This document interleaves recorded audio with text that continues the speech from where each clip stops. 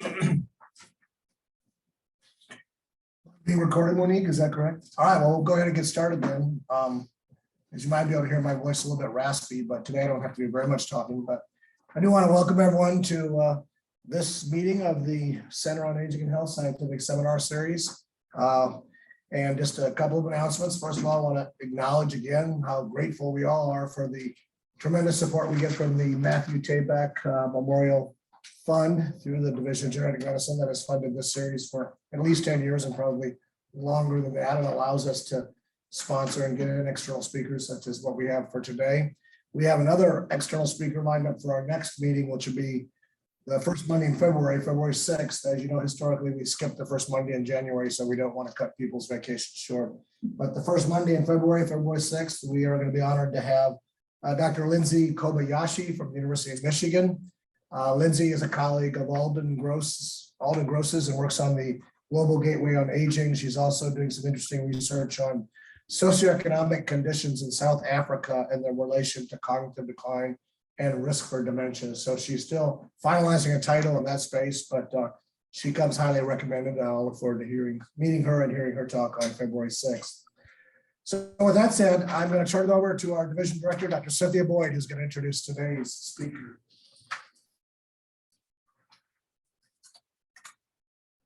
Thank you, David. Stand in front. Oh, perfect. Thank you, David. And thank you all for coming and joining us today. I'm really delighted to welcome our invited speaker. Dr. Lisa Walk is here with us today from the University of Pennsylvania. Dr. Walk trained at Harvard for undergrad, Mount Sinai for medical school, and Yale for her clinical training in geriatrics after residency. Dr. Walk is been recently named into an endowed chair at University of Pennsylvania. She is the William Measy Truman G. Schnabel Jr. MD Professor of Geriatric Medicine and Gerontology at the University of Pennsylvania and the hospital associated. Dr. Walk has been at UPenn since 2018, serving as the chief for the Division of Geriatric Medicine. And she's had a long academic career focused on the design, evaluation, and implementation of innovative care models for older adults. And I also want to just personally thank her. Also, she serves on the external advisory committee for the T32 program that Jennifer Wolf and I co-lead on health services and outcomes research for aging populations, and we really greatly appreciate her being part of that community. So welcome, Dr. Walk. Dr. Walk is going to talk to us today on advancing innovation through inquiry and equity.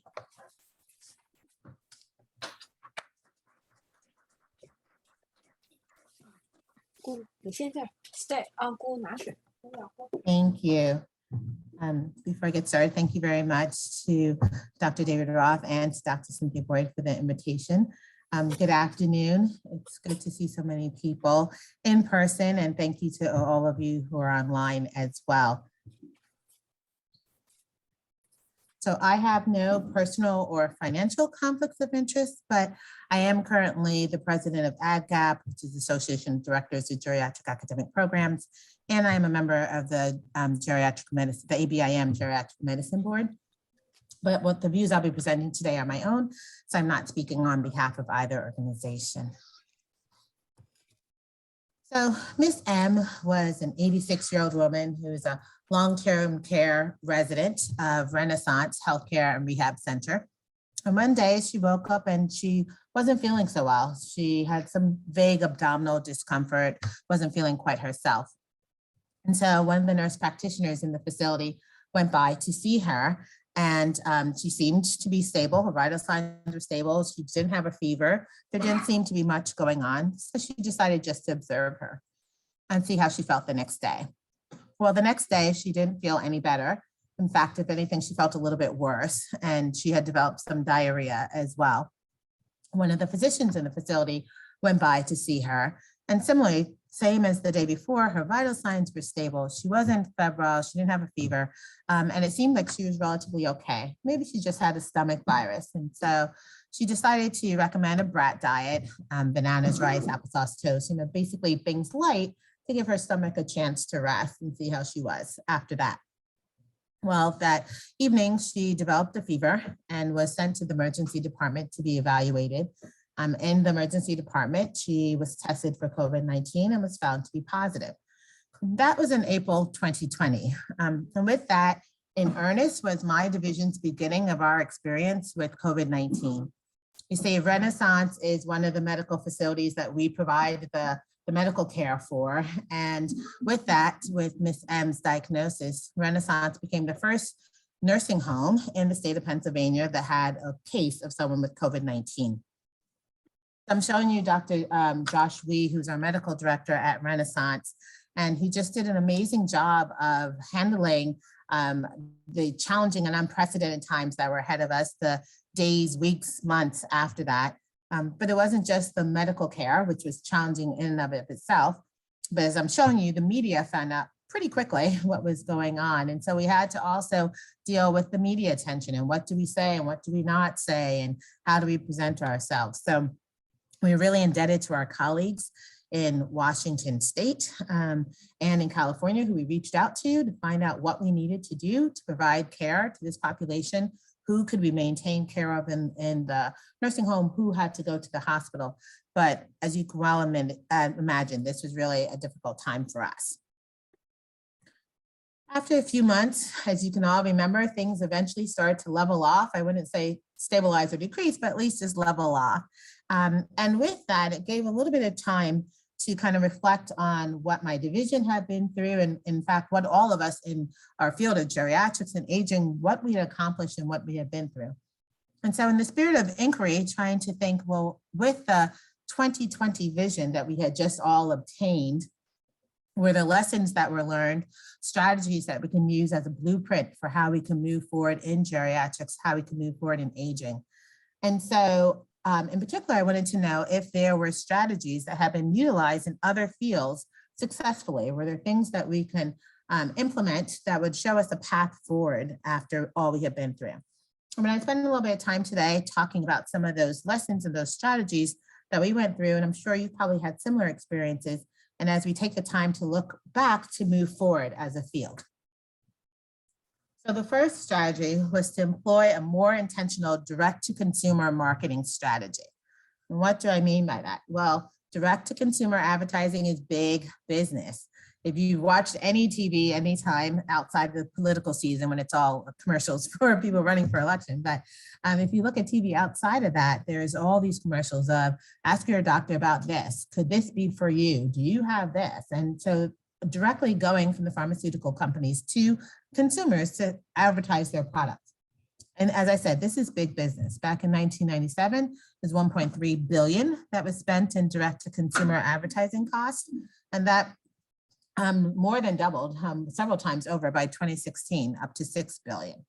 And so while we all like to think that this doesn't influence me and I'm immune to these advertising campaigns, one study that looked at physicians showed that 53, so more than half of them, felt that patients were empowered to ask more insightful questions because of direct-to-consumer advertising. And those questions that the patients then gave them dictated or at least modified their interactions with the patient and the discussions that they had.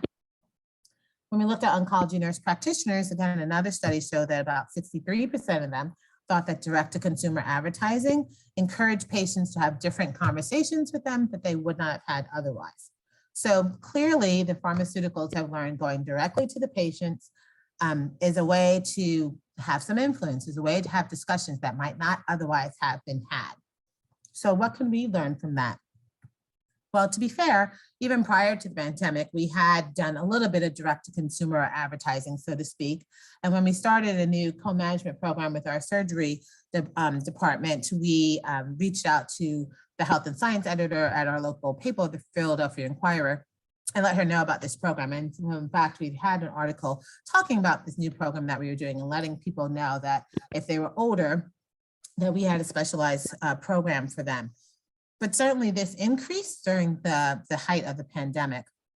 And so early on, when we thought the pandemic was just going to be a couple of weeks or a couple of days, perhaps, Mariana Gonzalez, who's at the top, she was a fellow at the time, and Rachel Miller wrote an op-ed, basically of a how-to guide for older adults, what they needed to do to survive the pandemic. And so I've talked about having your medications and your list of doctors and things like that.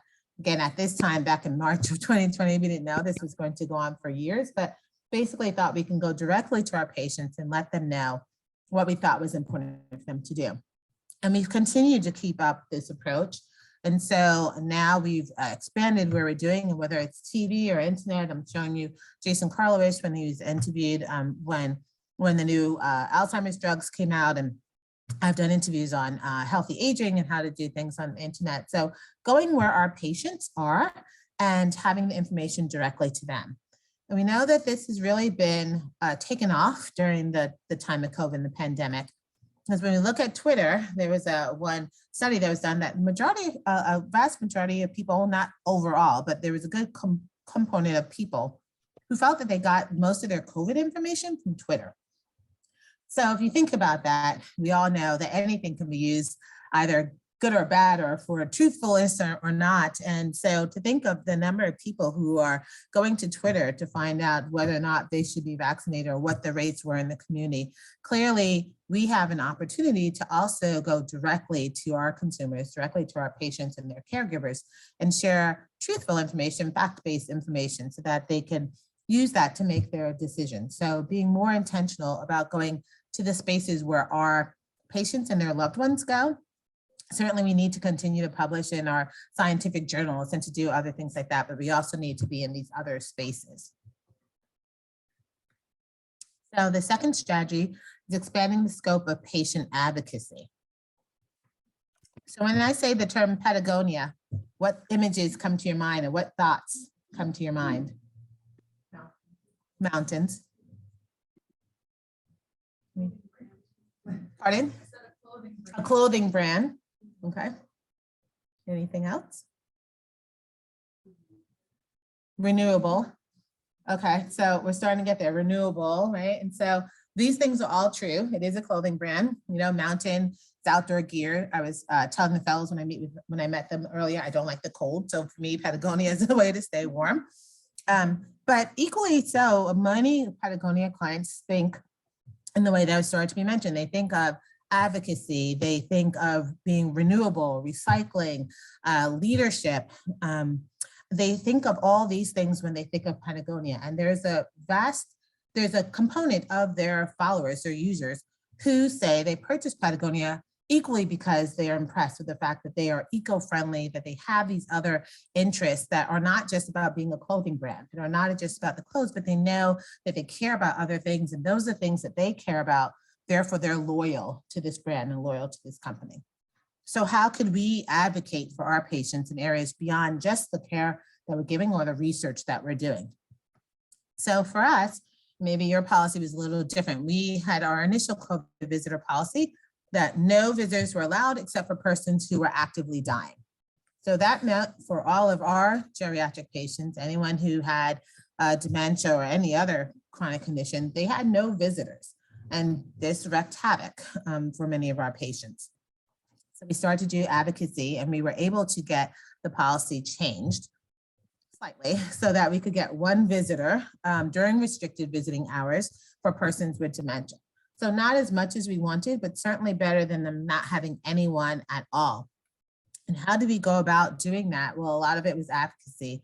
And some of it, again, we did within the press. And so, as I mentioned, Jason, who spends his time working on dementia, had an op-ed where he highlighted some of the things we were trying to tell to our administrators in person, that it wasn't just a nice thing or to have a visitor, but that caregivers are actually therapeutic for our patients who are older, particularly with those with dementia. And so by having these campaigns or advocating for our patients in their best interests, that's how we were able to get the policy changed just ever so slightly, but still enough so that our patients were able to have some caregivers with them. And we've continued with the advocacy. So if you can remember, that's Josh Wee again. And after our own experience of leading the COVID-19 outbreak in our state, we've had other interventions that the state has had that we've been engaged in a leadership role.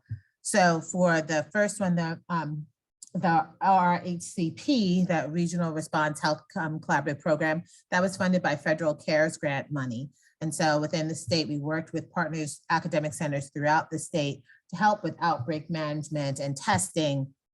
And a lot of it was PPE purchasing. You remember back then, a lot of the nursing facilities had a hard time getting PPE. And at least in our institution, while we didn't have as much as we wanted, we weren't having a hard time getting it. And so we had to advocate with our institution to think outside of our walls and to think of our colleagues in other facilities that to help them get the PPE that they needed at the time. We since moved on to the RCATS grant, and that was, so the initial initiative was successful. When that CARES grant money ran out, the state decided to fund it themselves. And so that was the RCATS program, where we continue to work with our long-term care facilities, again, providing PPE and support for vaccinations and outbreaks. And so since then, now we're in the LTC RISE program, which is quality and resiliency. We're continuing to work with our partners. And thankfully, while we haven't had the same number of outbreaks, we've had to work on kind of emergency preparedness. How do you plan or be prepared in case there's something else that comes up so that we don't have the same experience we did before? And just to give you a sense, not to go through the numbers, to give you a sense of the impact these programs have had, you see this with our initial program that we did with the federal CARES grant. And we spent a lot of time doing site visits and consultations, as I said, providing the PPE. We continued that with our RCATS program, and even initially we're doing some monoclonal antibody infusions until that program was stopped. But basically we were trying to work with our partners to get things that they could not get on their own, and to leverage the support from the public health department, as well as our institutions. So advocating on behalf of our patients to provide the care that we knew that they needed to have. So the third strategy is intentionally pursue strategic partnerships. So what do I mean by that? Ride United is a program that's a partnership between the United Way worldwide. And if you're familiar with United Way, they do a lot of campaigning. They include 211. So if you have questions or information, you can go to 211. So United Way had started a program, Ride United, back in 2018 to help with transportation needs for people in underserviced areas. When the pandemic hit in 2020, they decided to partner with DoorDash to form Ride United Last Mile Delivery. And that is a home delivery program that brings donated food and then essential supplies, toiletries, other household items to neighborhoods to help invest in hunger and other complex community challenges. So this program is still in existence. You can donate to it and or receive funds from it. But as of April of 2020, they have supported more than 455 cities and towns. They've delivered more than 718,000 free deliveries and have provided about 9.1 million meals. And so this is now one of their fundamental programs that they intend to continue. But it started with a partnership that was strategic and intentional, but not their usual partnership. So how can we do this? Well, during the pandemic, what we did is we started a partnership with Generations Online. Generations Online is a not-for-profit in Philadelphia. Their mission had been to help older adults become comfortable going online and using email and the internet. And it was a program that was run by older adults for older adults. And so a step-by-step instruction. Well, if you remember back in the beginning of the pandemic, we went totally remote and just had telehealth for any visits. And some of the Generation Online instructors were having difficulty themselves getting onto BlueJeans. BlueJeans is the platform that we use for our clinical visits that are virtual. And so they were having difficulty, and they were concerned that perhaps some of their former instructees were similarly having difficulty using BlueJeans. And so they reached out and said, well, could we partner together to help individuals get online to be able to still do their telemedicine visits? So they developed a platform, or basically a virtual walkthrough, step-by-step, what to do to get onto BlueJeans from the time we send you the invitation to the time of your visit, and made it very user-friendly, easy to use. We vetted it with our Patient Family Advisory Council, made some tweaks to it, to make it even easier for people to use and answer their questions, and then put together this tool. So it's still available, although we have fewer people that need to utilize it. But we have this tool, and you can see now that easytelemedhelp.org for anyone. It wasn't just for older adults, but it was designed for that population to go on and be able to see and to utilize. So using a different partnership or being strategic and intentional to get a better outcome for our older adults. So how are we doing that now? So we at Penn, we have a Penn AI Tech, and I know that you have one here at Hopkins as well. I know Jeremy is one of the MPIs. And for those of you who aren't familiar, it's a 5-year NIA P30 award, where the objective is to use artificial intelligence to advance innovation in care management and aging in place. Our Penn AI Tech is a collaboration between 3 schools, the School of Nursing, Medicine, and Engineering. And I'm showing the people within geriatrics who are part of it. So Jason Karlowicz is one of our MPIs. Rebecca Brown, who some of you may know, she's leading our clinical translation and validation core, and I'm co-leading our stakeholder engagement core.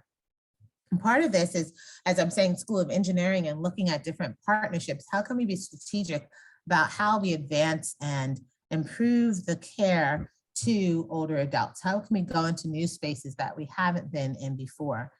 And I'm showing, I know it's going to be hard to see, but just to give you a sense of our pilot awardees from our first cohort, and you can see it's a mixture of people. Not everyone is into academic. That's part of the intention of the grant, but we want to branch out beyond what we normally do. So we do have some academic partners, but we also have people who are startup companies, who are biotechs.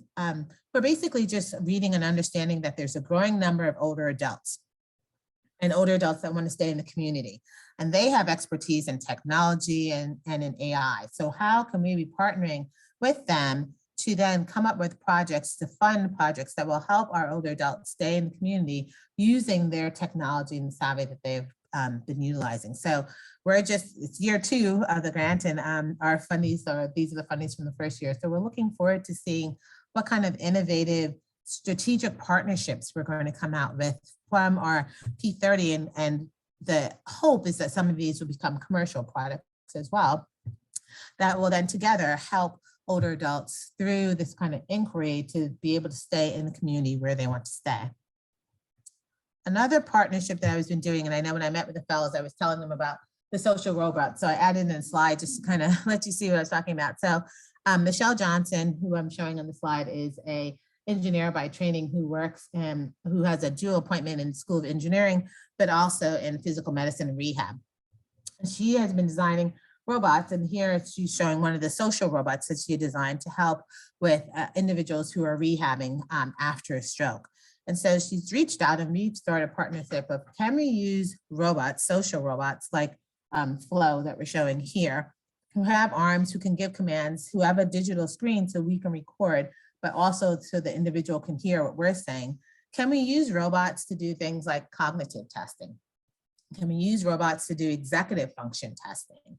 And would this be a way for us to extend or to broaden the field of geriatric expertise? Is this a way that not only for individuals who are rural individuals and in areas where there are fewer geriatricians, but for maybe individuals who have difficulty coming in, or maybe are in an area that's not as accessible, and quite frankly, because we know we don't have enough geriatric trained individuals or aging researchers, is this a way for us to get a wider breadth, to get more scope, and to be able to use artificial technology or robots in this case? Of course, we have to make sure they're acceptable to people first, and so we're working on that. But it's just exciting to think that maybe forming these partnerships in ways we weren't thinking of before might give us a chance to do something differently for our patients. So the 4th strategy is to advance racial justice and address healthcare disparities. So we know that with the death of George Floyd, everything changed in 2020, just as we were getting to somewhat of a steady state. In May, with George Floyd dying, everything really changed, and it changed a lot for us in Philadelphia and in my department. We had a White Coats for Black Lives event at Penn. I'm showing you the members of my division who went and participated in that. but everyone felt kind of strongly that we didn't want it to be a one-time event or just as that was happening, but how could we look at health equity? How can we look at racial justice and help better serve our patients and our population? So again, looking at industry and others, if you remember around this time, everyone was starting to reflect and think differently about what they're doing. So DocuSign, Airbnb, and Microsoft are three companies that were intentional about the response they wanted to have after with all the social justice movement and to do things differently. So, and not for you to be able to read this, but basically, so DocuSign said that they came out with some guidelines of what they wanted their company to look like and goals that they wanted to achieve in terms of the representation of underrepresented groups in leadership and in various groups. And so on their website, this is where this is from, they will show you what the race and ethnicity of their company overall looks like in the US, and then what it looks like in terms of leadership and how they're doing with their targets. So they're being transparent, they're being visible, they're being very intentional with trying to help make their company look more diverse and to have more equity within their company. Same is true for Airbnb, but using a slightly different approach. So they updated about diversity and belonging and came up with some guidelines that they wanted all their hosts to be able to sign. Over 1 million hosts of Airbnb were dropped because they didn't sign the agreement that they wanted to pledge to what Airbnb was putting out. So again, being very intentional and being transparent with what they're trying to do. And then similarly, Microsoft also came up with guidelines. I'm sorry that these are also blurry, but if you go to their website, you can read it on racial equity initiative. And they also said what proportion of Microsoft in terms of overall employees versus leadership that they wanted to have representation of women and underrepresented groups, and they wanted it to be a little bit more equitable. And so they're being intentional about trying to increase the equity within their organization. So similarly, our Society, American Geriatric Society also decided to update and advance the mission and vision and be intentional, saying that essentially we want to live in a world with every kind of ism that you can think of, ableism, racism, ageism, that these no longer impact the healthcare of older adults, and that we're going to be active and intentional about implementing policies and distributing and promoting work that helps to break down some of those barriers that we've had in society. So these are what our societies and some of our organizations, our businesses have done. So to start to think for myself, you know, what can we learn, whether it's at my institution or we within our field overall, what can we learn from companies like DocuSign, from Airbnb and Microsoft? And I myself had to think of my faculty, match the demographics of my area. And if not, how can I apply those principles of transparency and intentionality to our programs the same way as DocuSign, Airbnb, and Microsoft? So if you look at Philadelphia, our racial and ethnic breakdown in Philadelphia is that predominantly Black or African American, then white, Latinx, and Asian, as I'm showing. And when I looked at my faculty breakdown, when I started in fiscal year 19, this was our breakdown of our faculty. So vastly different from that of our area.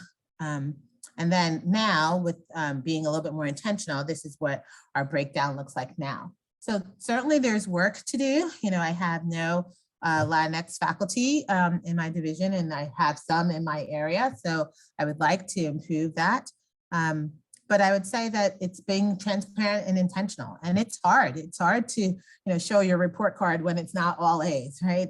Everyone wants to show that they're doing a great job. But the reality is, when I took a look at my own program instead of looking at others, and I looked at myself and I realized I'm not meeting the metrics of my area and population, it gives you that little bit of hopefully to try to do something differently. And I'm proud to say that my department has also view this as important. And for this year, for those of us in leadership, one of our metrics for our bonus is whether or not the proportion of our faculty in terms of underrepresented minorities. And so Penn as a whole is trying to increase the representation of underrepresented faculty members within the department to better reflect the area of who we serve and where we are. So again, none of us is doing this well, but we won't change if we're not as transparent and as intentional as, DocuSign, Microsoft, and Airbnb. So what are the opportunity do we have now? So we know that there are inequalities, right? So we know that there are things that aren't exactly even. So do we look for equality where we just give people equal step up and don't really change things, where there's still some people doing better or doing things differently? Or do we look for equity where we maybe try to offset some of the differences and give a little bit more of a step up? Or do we really want to do justice, where we're trying to change the system, not just giving people a step up, or not just trying to view the options, but really trying to work at the system? I think we have an opportunity to champion justice, but justice is hard. Justice takes a long time to do. So while I think we should be going there, I think at this point in time, we at the very least need to look with equity. And what can we do to be equitable, to use that for innovation and to help us move forward? And so this is not new. We know that there have been disparities. It's not just COVID. We know that there have been disparities in dementia, depending on education and depending on race. This is data that was from early 2000s. So basically showing that the lower amount of education you have, regardless of your race, that your rates of dementia are higher. And then there's also disparities by race. So we're aware of this in other areas and fields. COVID-19, of course, put a spotlight on this and made it even more relevant and more evident to us. So looking at now, kind of as we're moving along, remaining years of life for persons who are age 65 or older, the impact that COVID has had. So for individuals who are white, there's a predicted reduction in life by 0.6 years since COVID-19, but that's almost 3 times as high for individuals who are Black. And so clearly having COVID-19 has had an impact directly on our population. And while I think a lot of press has been shown about white and Black and differences, it really isn't just between white and Black. It's been COVID-19 has had an impact on people of color throughout. And so the chart I'm showing on the left is looking at age adjusted. And a lot of the charts that we've looked at have not adjusted for age. So we know that the age tended to be older tend to be older in white populations and younger and people of color. So when you look at age adjusted rates, you see that the population that's been most affected is Native Hawaiian or other Pacific Islander. That's the one on the right. And then Hispanic. And then we see Alaskan, American Indian or Alaskan Native being the third to the right, then Blacks, then whites, then Asians. So that's looking at cases. But when we look at deaths, we see that really it's been the American Indian, the Alaskan Native population that's really been the most impacted by COVID-19 deaths. And then again, followed by Hispanics, and then Native Hawaiians and other Pacific Islanders, Blacks, whites, and then Asians. So this has been, this pandemic has had a broad effect across many populations, and it really has highlighted some of the disparities that we kind of knew were present, but never really paid much attention to. And so I think this gives us an opportunity as we are looking as a field and we're thinking about moving forward of how do we address equity and how do we champion healthcare equity for many of our patients, many populations for whom we provide care. And then the 5th strategy is to pivot geriatric principles to include the social determinants of health. So going back to the pandemic, just remember Anheuser-Busch, and most of us think of that probably not as hand sanitizer is the first thing that comes to mind. But during the pandemic, Anheuser-Busch decided to pivot, and they recognized people needed hand sanitizer, and they had the facility and the skill set to produce it. And so they produced millions, and I'm showing 8 million ounces of hand sanitizer just for polling, because the other third event of 2020 was the national election, right? So we had COVID, we had George Floyd's murder, and then we had a national election in November. And we know that older adults as a group are are highly likely to vote. They vote in large numbers. When we do polling, over 90% of them say they follow the politics and they know what's happening in the political realm. And so there is a real concern, if you remember back in November 2020, we're going to have a whole bunch of older adults going to polling places, waiting in line for hours because it was expected to be a huge voter turnout, and it was. And just as we were starting to get like a handle, so to speak, on COVID-19, what was going to happen after that? So Anheuser-Busch stepped up and said, well, you know, I'm not sure how much hand sanitizer did it. Probably mask would have been better, but they gave a whole bunch of hand sanitizer so that people can at least continue to have their civic duties and their social rights and go, but hopefully do it a little bit more safely than maybe they would have done otherwise. What we did during the pandemic is we thought, again, and recognizing that for our patients, voting is just such a fundamental right for everybody, but that they really vote in larger proportions. And our institution at Penn Medicine participates in Vote ER. I don't know if you do that here at Hopkins, but it's a program that was started by residents in emergency medicine who were concerned about patients who were admitted not being able to vote because they were admitted to the hospital. And so it's a national program where we help people get emergency voting rights so that they can vote while they're in the hospital. So the initial flyer, and the one that was distributed widely, didn't have the telephone number. It was the flyer with the QR code at the bottom. And that's what our hospital had been using. So we already knew from the pandemic, from virtual visits, that having a QR code was not going to help most of our old adults be able to vote. Many of them do not have smartphones. Those who did have smartphones didn't know how to use them on their own without a family member being there. And so that wasn't going to help. So we petitioned legal counsel in our organization and asked if we can modify the flyer to add on that telephone number that we have listed there. And they agreed. They figured there was modification. And that phone number went to the voicemail of one of our faculty members. And so she left a message saying, if you're calling to get assistance with or information with voting, leave a message and we'd call back. And so basically, we sent out this flyer to our patients within our clinics so that they would know that we were doing this. And we got 50, 75 some odd phone calls. And basically it was needing help to check if they were registered to vote, how did they get an application for a mail-in ballot, those types of questions that we received. But what was interesting to us and what struck us is that many of the people who called said that they felt comfortable calling because they knew it was a Penn number and they knew that it came from their providers at Penn and they trusted us, and therefore they felt comfortable calling back and getting some more information. So again, there's all this, is it a scam? Is it not? Are we trying to get information? But because they trusted us and had that relationship, they were comfortable getting that information from us. And so we've recognized that this is important for us to issues that are important to our patients and that may impact their health if you go in a crowded place or others when you could be voting by mail. And for us back in 2020, that was the first time Pennsylvania had widespread mail-in ballots. That's now continued, but we recognized that we needed to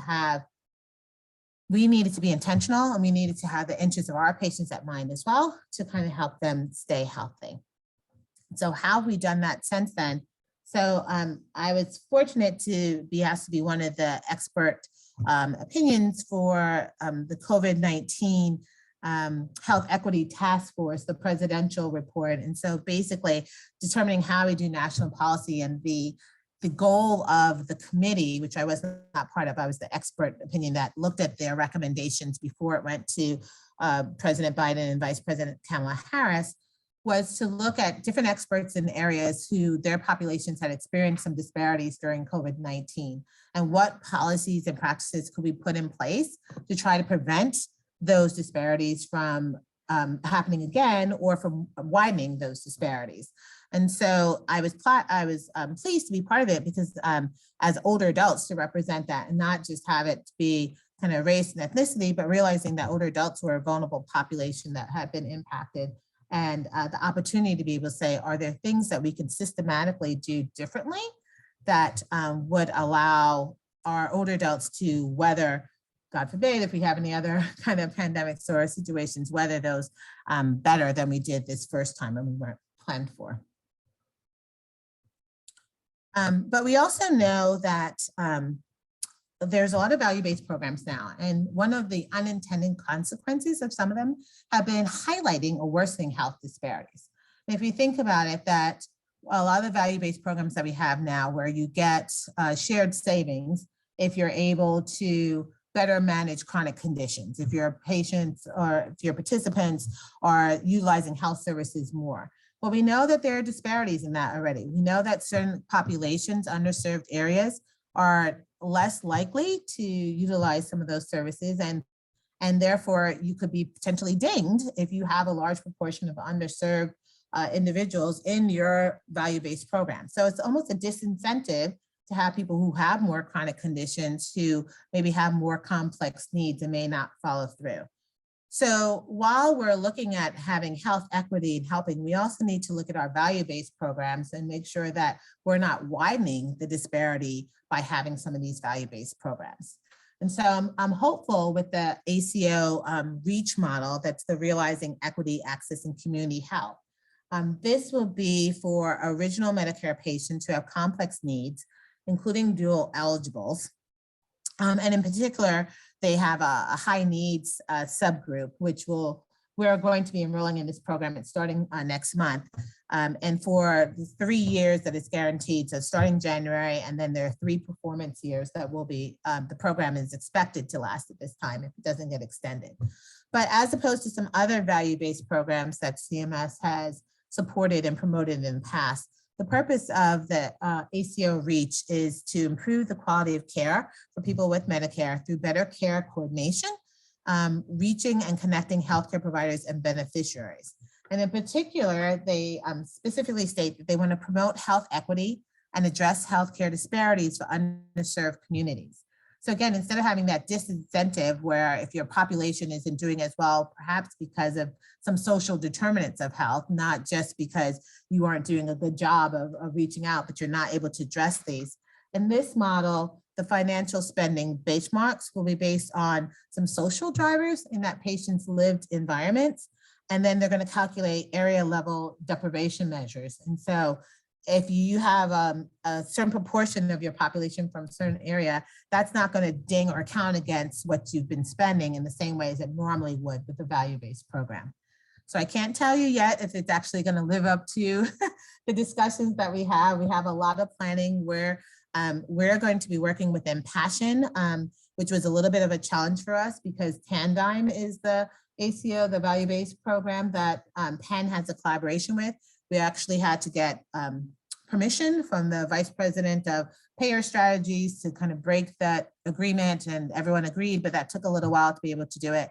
But for us, this was a better model to use for our high needs population, and we're enrolling both our patients in clinic and those in our long-term care facilities for whom we're primary care. So, so we're looking forward to being part of this program. We've been part of Independence at Home for our home care patients, but this will now include our nursing home population. And hopefully we'll be able to then provide more services to that population without it being looked at that we're not achieving the goals that were set out for us.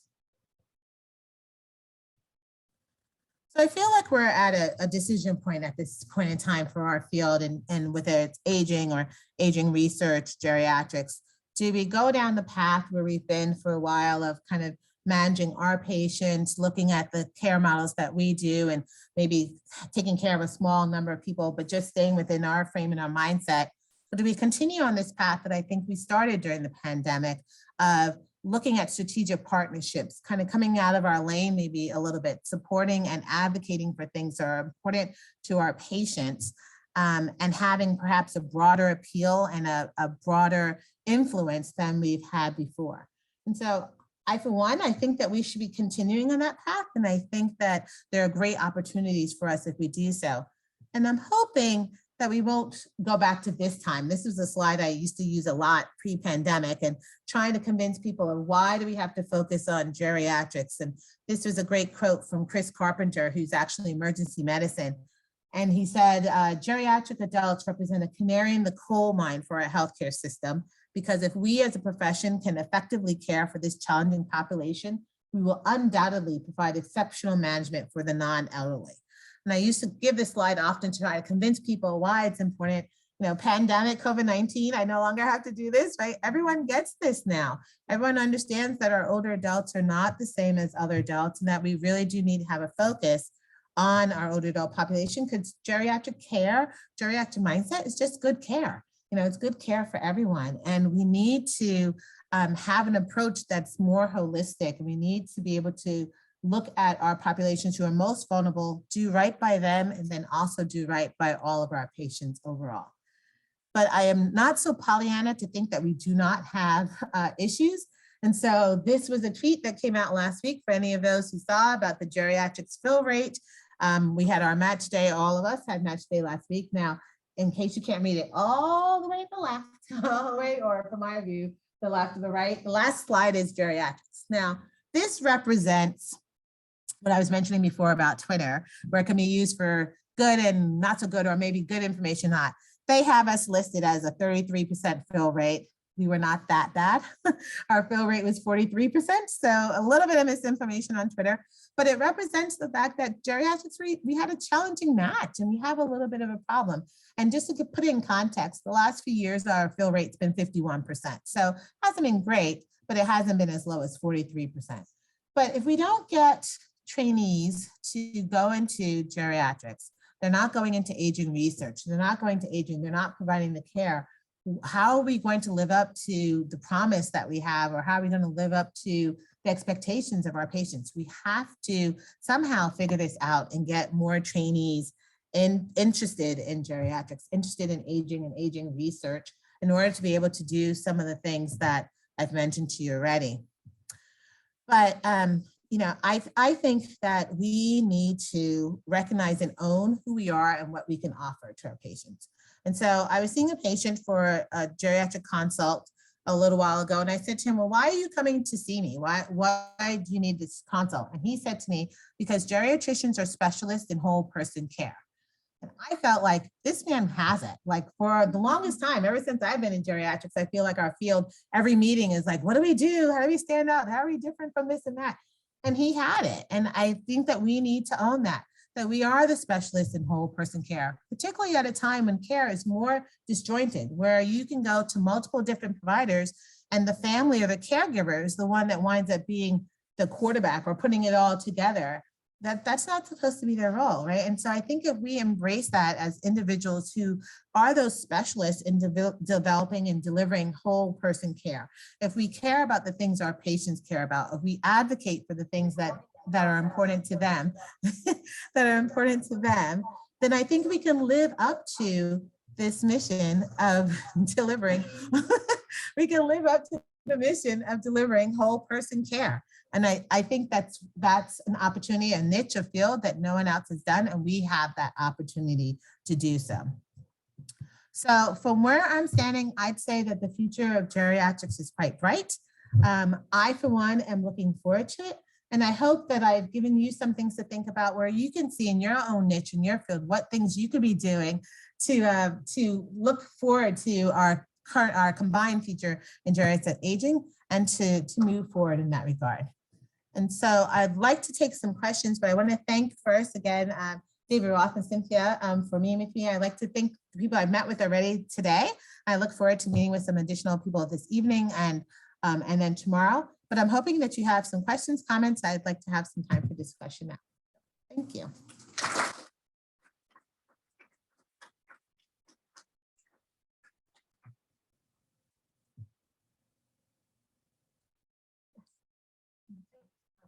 Us your innovations there. I look forward to having lunch with you tomorrow. Yes. Talk about what we're doing here at Hopkins clinically. But I wanted to ask you about public policy and advocacy at a federal level and state level. You shared us a little bit about the work in COVID that was your state and your task force. And, but our payment system, we are still under the margin of omission and Medicare. And as Medicare moves into more patients becoming Medicare Advantage patients, yes, the payment system also needs to evolve and be innovative. And are there any advocacy tips you can give us that your group is working on, both at state or federal level, to change payment systems to be more in alignment with the care we want to provide? Yeah, so for the interest of those who are online, the question is basically any advocacy or things we're doing to help make our payment systems align with the care that we want to deliver to our patients. So, so thank you for that question. You're right. If we are giving this great care, but we're not getting paid for it, or we're not getting the reimbursement, then there is a disconnect. I think with time-based payment, that should hopefully help some. I know for us, I've told my entire division, we only use time-based, right? Like, where now that because you're able to take into account the amount of time basically that you're providing to the patient, that is a higher reimbursement for us in geriatric, then we should be using that. Yes, our patients are medically complex, but to get that time, it's only been in place, for this year. So we'll be able to see like what the full impact is that in terms of revenue for us moving forward. That's one thing. I'd say also with these value-based programs, we've had success, like I said, with Independence at Home, and I'm hoping with the ACO REACH, where these are shared savings programs, right? Because since we're giving better care at lower costs, we get to get back some of those savings. And for us, over the first 6 years of the Independence at Home, we got back 1.6 million in shared savings, and our program is small. Like, we only have 200 people in our home care program. So, so part of the reason why my institution agreed to let me do the ACO REACH was because of the experience we've had with Independence at Home with our home care program. But the other thing I would say is in terms of for us as a field, one of the things that I'm working on in terms of putting on my AdGap hat and what we're doing within our field is looking at making the business case for geriatrics. We're all being asked to justify more our RVUs and what we're doing and things like that. So, so myself, Jonathan, Donna, Repton, we in AdGap and AGS are looking at making the business case. So what RVU targets should there be for geriatrics, and not the ones that we currently have, which are often based on internal medicine or outside of our field. So, so we're working this year on asking and getting all of us, for us, by us, to put what our targets are, and so that we can at least have, based on a wide swath of geriatric programs, what our RVU targets should be based on what we currently do, and then be able to advocate for that with our institutions. We're also working on developing a toolkit of successes that individuals have had throughout the country in getting support for their geriatric programs or getting additional geriatric positions. So rather than us all reinventing the wheel, that we'll have a toolkit that'll be available to AGS AdGap members of here are successes, here's how people did it, and then this way that we can implement it more broadly to get support for our geriatric program. So that doesn't change the funding. I think the other things are to address the funding, but in terms of the support that we're getting and or the pressure that we're getting in our local institutions, giving us the tools and the information we need to be able to give back. Well, no, we're not actually low, right? This is nationally what people are doing within geriatrics. So I don't know, does that answer your question?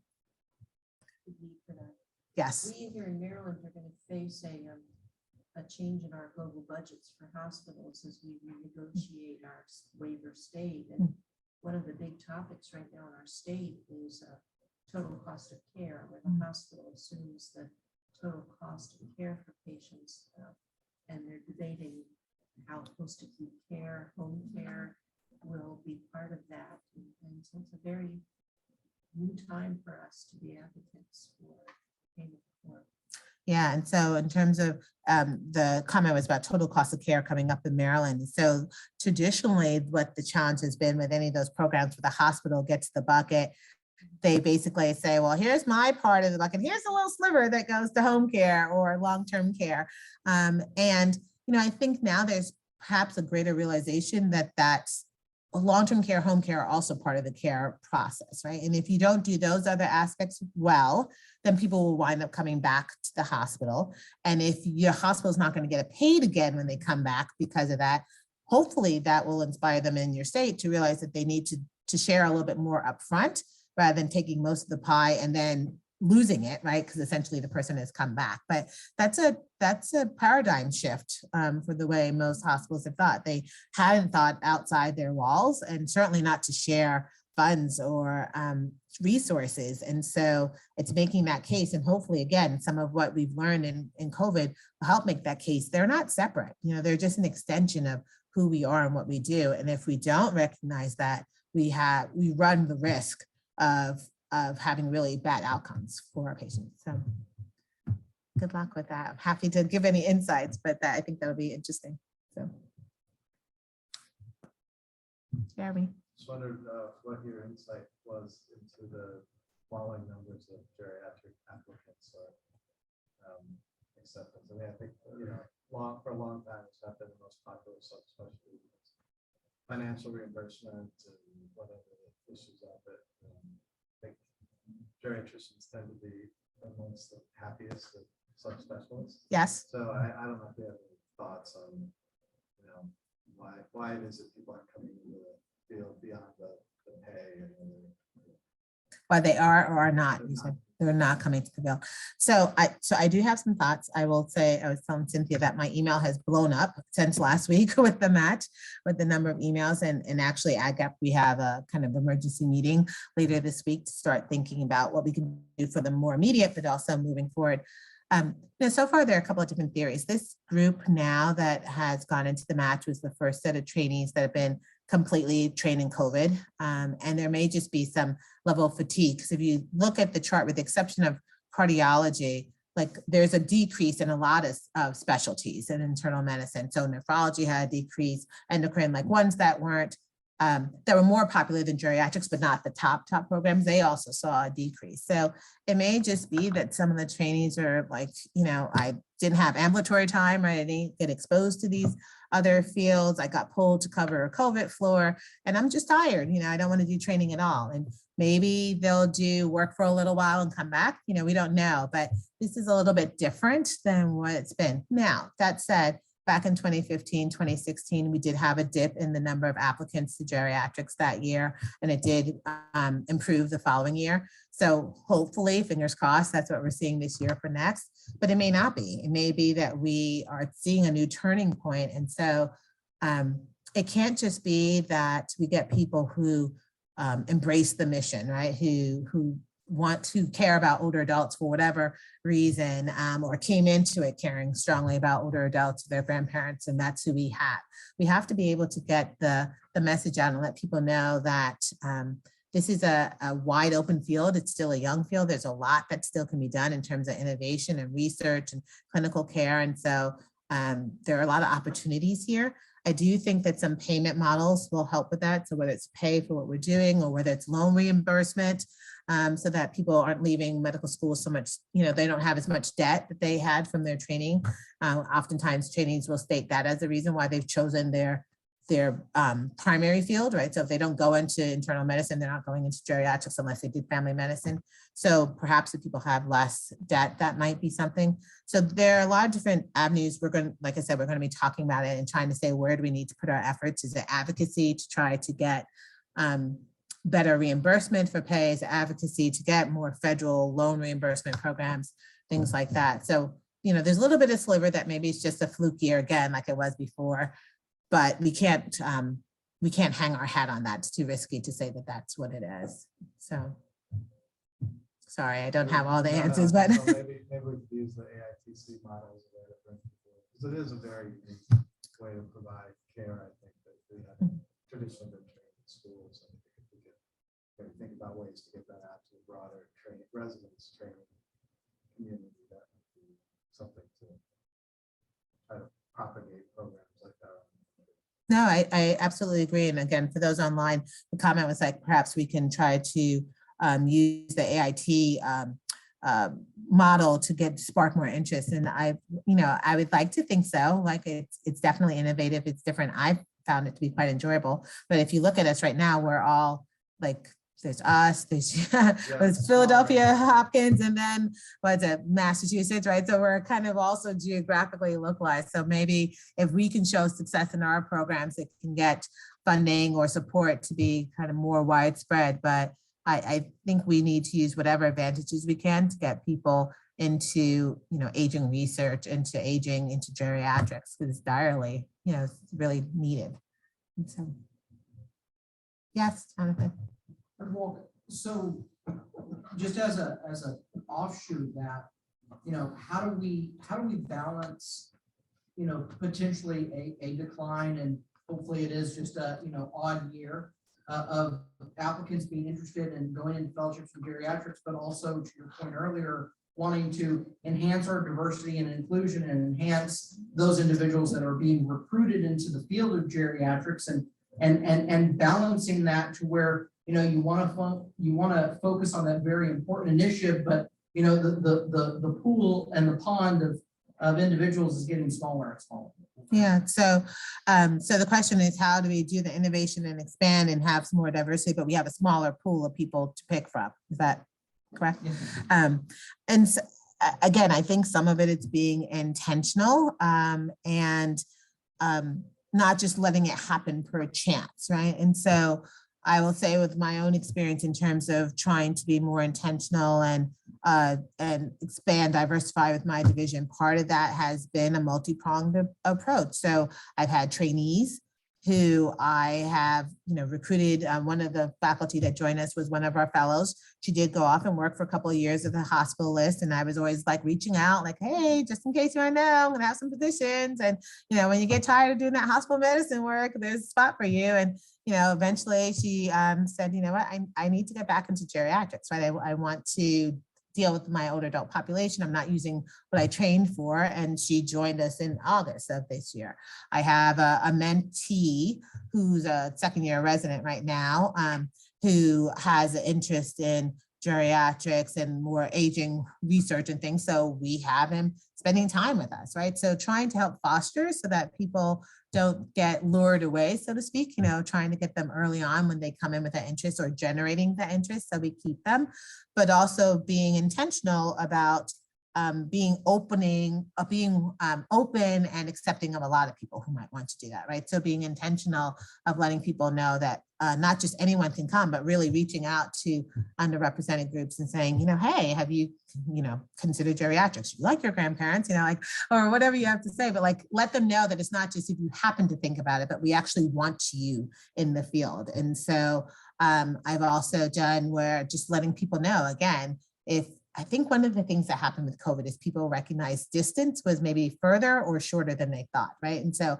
something that was a plane ride away before that wasn't too far now seemed far when we weren't flying, right? When we weren't flying. So some people and a lot of people have started to do this, relocate where they are, right? They thought they want to be closer to family, they want to be driving distance or other things. And again, letting people know, well, we happen to be in this quarter, right? If you're coming back closer to home, we have opportunities. So I think some of it has been that I've been doing is letting people know we have positions, not just waiting for them to come to our site, but saying, this is what we have. And if this is what you're interested in, consider us as well. So again, I think it's being intentional. It is some work, it is reaching out, and rather than just waiting for people to come to you, but we need to have more person power to be able to do some of these things. And we need to have that.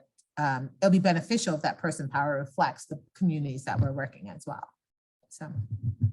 So far, a little bit success. I'll let you know if I have a little bit more as I'm working on my trainees that I have now. But it's work. Cynthia. I have one question, and I'm so sorry about the interruption. I was going to try to see if there were any comments on the chat. It's okay. Are there any questions?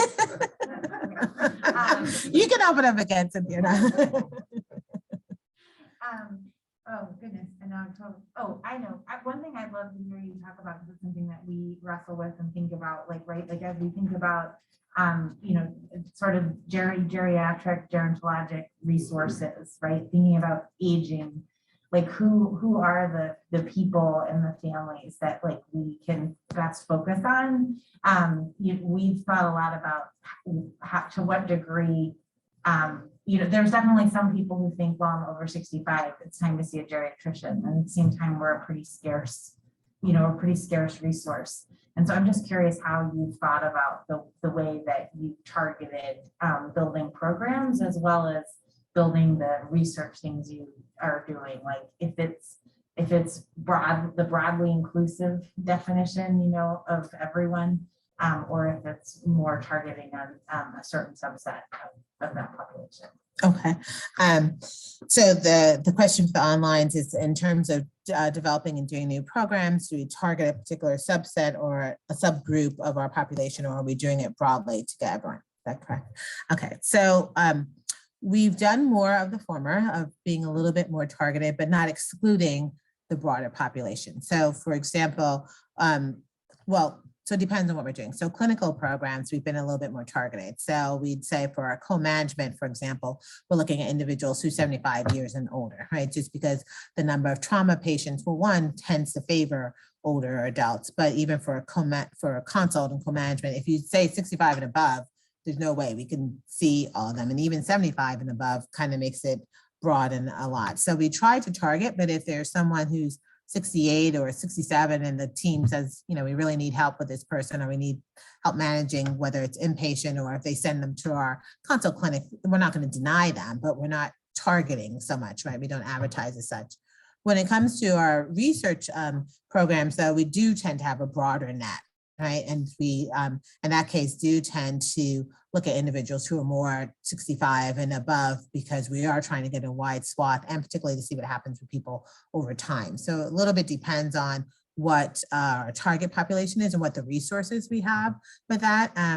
I think when it comes to, depending on what the research topic is, it's a little bit more acceptable for people sometimes when you say you're targeting, just because, you know, Medicare and other things start at 65, whereas for clinical care, and the reality is, you know, many of our patients who are in the 60s are kind of the well-to-do, particularly for consult, not for necessarily primary care, or they've had their loved one, their mother, their father was one of our patients. And so they say, oh, now I'm 65, I need to come in too, because they experienced for themselves that it was a different care for their loved one, and they want that for themselves. So, you know, we don't turn those people away, although we're not necessarily targeting them. We're targeting if you have a lot of complex needs, if you have a lot going on, that we're going to be able to help you with that in terms of us being primary care. And if you like your primary care provider, but you just want someone who's going to have a geriatric mindset, then that's when our geriatric consult clinic would be for you. So recognizing we can't take care of every person ourselves, and we probably don't need to, right? It's a fair segment of people that are just as well cared for with their primary care, but they want to make sure they're not doing things that are disaligned with them getting older. And that way we're able to try to help with both. So it really is targeting depending on which program, whether we're talking about clinical or research, and what the resources we have in that particular area. Did that answer? Okay.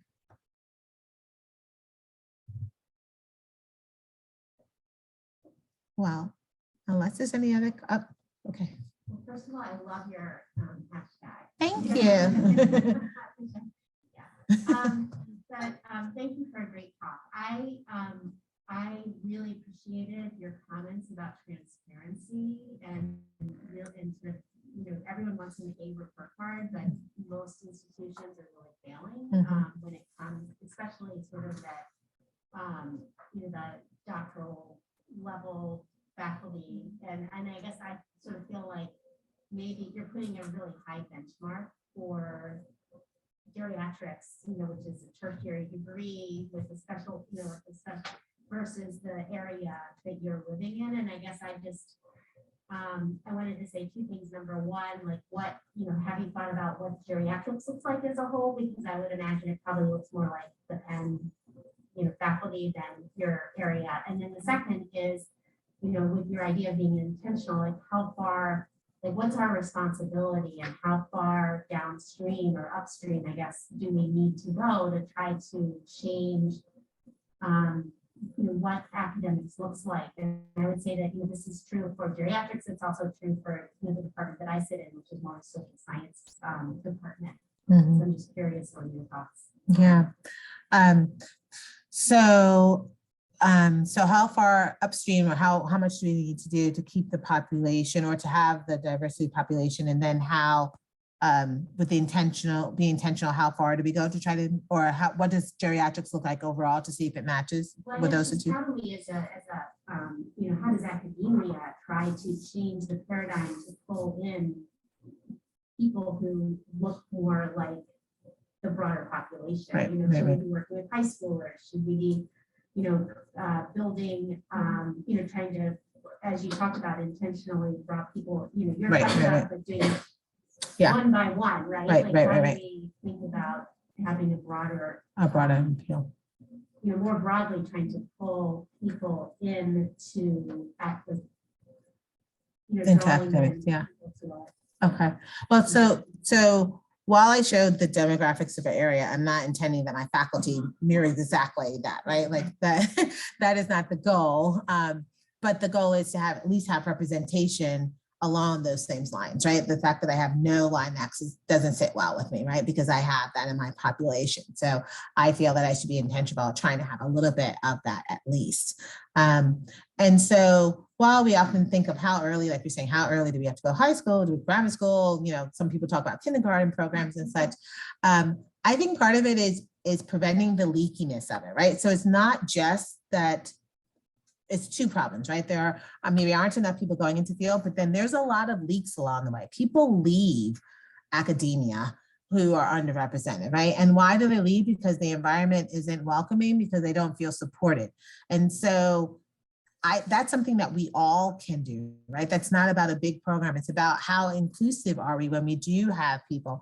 How supportive are we? Do we sponsor them? Do we mentor? And so I think that's where we can start right now. And that's a one by one, right? So if we don't lose people going to either, you know, to industry or somewhere else, then it won't be as small numbers as it currently is, right? If someone decides to altogether leave academics, then that's a loss. And that happens quite frequently. So to me, what we can be doing is making sure that our environments are truly welcoming and inclusive, and that we're giving opportunities across the board, that we're including people in the things we're doing, so that you feel welcome and you feel supported, and then folks won't leave. So at least if we start with that, the numbers won't be as small. Yes, then we can always try to get more, but it's not just that the numbers are small, it's that we lose a lot of people before they get to the doctoral level, before they get to the faculty level, or even if they start as faculty, they don't get promoted. And so as rise and fly, or you have to leave, or you get tired and you decide someone from industry comes in, you know, invites you with a better paying job and more opportunities, and you leave and take that. So I think that we all have an opportunity to make our academic environments inviting for a wide spectrum of people, and therefore we won't have as much of an issue. So it's not just getting them in, it's making sure that people feel supported. You know, like there's the analogy, like if you take a plant and it's kind of, you know, withering, wilting, and the soil it's in is rich, it's going to, you know, revive and grow and be strong. But if the soil is, if it is in a desert, you know, the soil area, it's even a healthy plant, it's going to start to wither, right? So we are the soil. Like, what soil are we putting around people to help them develop and grow? And that's something we all can do. Yes. Just along similar lines in terms of diversity of fields, do you have any faculty that are nurses or social workers that are in medicine? Because I feel like a lot of geriatrics, and I'm a nurse and doing my PhD in nursing, there's, you know, it's mostly geriatricians, mostly physicians, but what about representation from other fields that also can contribute to the geriatric field? Yeah, so the question is what about other fields besides medicine that can contribute to the geriatric field? And absolutely, we need to have as wide a spectrum as possible, right? Because and so thank you for clarifying that. So it's not just geriatricians, meaning medicine, right? It's geriatric specialists. We need more people who have the expertise and the interest in geriatrics or aging, you know, if people aren't clinical, so aging specialists. So so that's all needed. And by practice, geriatrics tends to be interdisciplinary, right? We deliver our best care when it's medicine and nursing and social work and care management and everyone working together. And that's how we get to that goal, which I think is a little bit lofty, but attainable, of doing whole person care, right? Because it's not just looking at someone from my medical viewpoint, but then someone else, a colleague, looking from a social work or a nursing, and you know, we see things differently and have different skill sets, and that's how we work together to be able to get the best outcomes. And so we need research from those different vantage points, right? So someone who has a different training set may approach a problem differently, and we get a different solution. And having those different approaches, if one doesn't work, we have another one. So absolutely, I'm sorry, I didn't mean for it to seem like it was just medicine centric. It definitely needs to be a wide range of specialties. And that's when we talk about like the GWAP, the geriatric workforce is not just geriatric medicine, it's the workforce overall. So thank you. Thank you for that clarification. Any other? Okay. Well, thank you again so much for your attention.